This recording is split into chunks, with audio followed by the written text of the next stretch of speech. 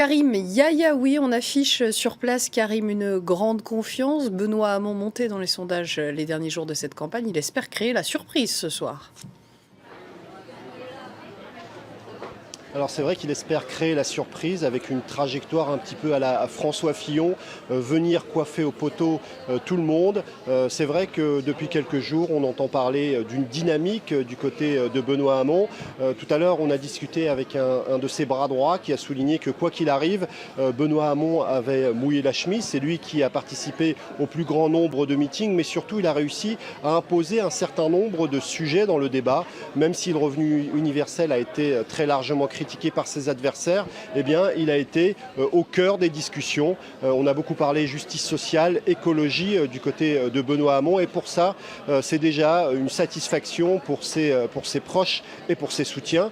Alors ici, l'ambiance est plutôt détendue. On espère donc la surprise. Benoît Hamon, vous disiez tout à l'heure qu'il fait partie désormais des favoris. Ce n'était pas forcément le cas au début de cette campagne express et en même temps particulièrement incertaine. En tout cas, du côté des soutiens de Benoît Hamon, on espère qu'il se qualifie pour le second tour et pourquoi pas qu'il fasse un très bon score dès le premier tour.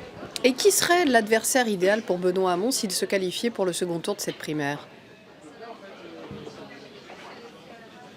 Alors l'adversaire que certains voudraient voir affronter Benoît Hamon, c'est sans aucun doute Manuel Valls, parce que le clivage entre les deux hommes est assez fort. Entre Arnaud Montebourg et Benoît Hamon, les différences sont beaucoup moins criantes. D'ailleurs, ils avaient participé à la création d'un mouvement du Parti socialiste il y a quelques années. Et finalement, si Benoît Hamon affrontait Manuel Valls, ça serait un petit peu la revanche d'une certaine partie de la gauche, une gauche plus sociale, plus à gauche, et qui n'avait pas forcément droit de citer lorsque Manuel Valls était Premier ministre.